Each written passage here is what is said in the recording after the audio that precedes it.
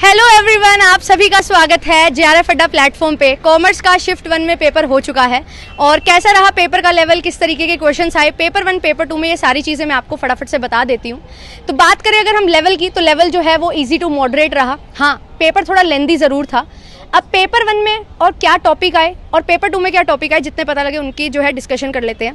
Paper 1 में सबसे पहले अगर मैं बात करूं टीचिंग की, तो हमारे जो है डोमेन से क्वेश्चन बने। टीचिंग डोमेन की हम बात करते हैं, इफेक्टिव डोमेन, रिफ्लेक्टिव, है ना, ये हमारे असेसमेंट टाइप्स हैं, यहाँ से क्वेश्चन बने। फिर रिसर्च एप्टीट्यूड की बात करूँ तो हमारा सैम्पलिंग से क्वेश्चन बना, ठीक है, रिसर्च प्रोसेस से क्वेश्चन बना, पी वैल्यू से क्वेश्चन बना। देन इसके बाद अगर बात की जाए हमारे जो है कम्युनिकेशन की, तो मूवीज़ के क्वेश्चंस आ रहे हैं, वो हमें देखने को मिले, बच्चों ने बताया एक क्वेश्चन आया। आरसी जो था वो बहुत सुपर इजी आरसी था, बहुत डायरेक्ट आरसी था।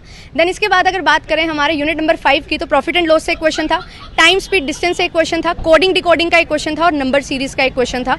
यूनिट नंबर 6 में जो है फैलेसी आई थी, फॉर्मल फैलेसी, इंडियन लॉजिक का एक क्वेश्चन था, लॉजिकली इक्विवेलेंट एक क्वेश्चन जो है वहाँ से बना था।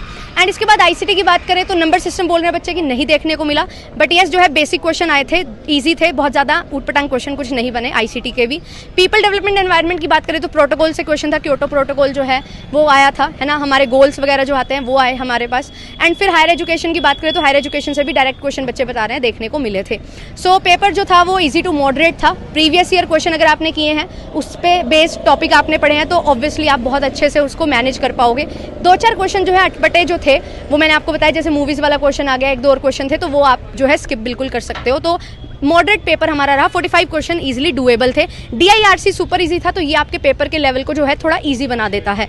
अब बात करते हैं पेपर 2 की, तो पेपर 2 में जो है क्रोनोलॉजी बेस्ड क्वेश्चन काफ़ी ज़्यादा बने, राइट। फिर उसके बाद जो है स्टैटिक पोर्शन हमारा जो रहता है कि ईयर ऑफ एस्टेब्लिशमेंट बताओ, हेडक्वार्टर्स बताओ, कब क्या चीज़ बनी थी, क्रोनोलॉजिकल ऑर्डर में लगाना है, अर्लीस्ट टू लेटेस्ट, ये सारी चीज़ें थी।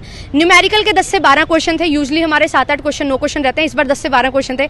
आई होप कि आपने जो मैराथन है न्यूमेरिकल वाली वो देख ली होगी, तो बहुत अच्छे से आपने जो है उनको कर लिया होगा। ईजी न्यूमेरिकल थे, बहुत मुश्किल नहीं थे। आरसी की अगर मैं बात करूं तो आरसी डायरेक्ट नहीं था, जैसा पेपर 1 में था कि सीधा ही आपको आंसर दिख रहे हैं, थोड़ा सा आपको एनालाइज करना था, है ना, डेटा ड्रिवन जो है थोड़ा सा आरसी आपका वहाँ से बना था। फाइनेंशियल मार्केट से रिलेटेड जो है आपका एक आरसी जो था इस बार पूछा गया, राइट। फिर इनकम टैक्स की बात करें तो इनकम टैक्स के काफ़ी क्वेश्चंस थे। तो इनकम टैक्स अगर आप छोड़ के जा रहे हो या सोचते हो कि इनकम टैक्स यूनिट को स्किप कर देते हैं, तो ये बात नहीं बनेगी। अब 10 की 10 यूनिट बहुत इंपॉर्टेंट है। एंड फाइनेंशियल मैनेजमेंट के बहुत सारे क्वेश्चन थे। रिसर्च के अगर हम क्वेश्चंस की बात करें तो काफ़ी क्वेश्चन रिसर्च के थे, हाइपोथेसिस टेस्टिंग, देन हमारा सैम्पलिंग का प्रोसेस, हाइपोथेसिस टेस्टिंग का प्रोसेस, है ना, यहाँ से क्वेश्चन थे, रिसर्च के प्रोसेस से क्वेश्चंस थे। तो थोड़ा मीन मोड मीडियन यहाँ से भी क्वेश्चन आपका बना था, तो ये क्वेश्चन काफ़ी ज़्यादा थे। फाइनेंशियल मैनेजमेंट के क्वेश्चन ज़्यादा थे, इनकम टैक्स के क्वेश्चन ज़्यादा थे।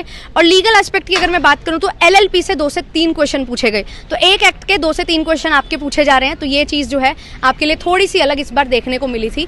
बट येस, ओवरऑल जो है पेपर का पैटर्न मॉडरेट ही था, लेवल मॉडरेट था। पैटर्न में क्रोनोलॉजी वाले क्वेश्चन, है ना, आपके सीक्वेंस वाले क्वेश्चन, प्रोसेस वाले क्वेश्चन काफ़ी ज़्यादा पूछे जा रहे हैं। तो प्रीवियस ईयर पेपर पे ही बेस्ड चीज़ें हैं।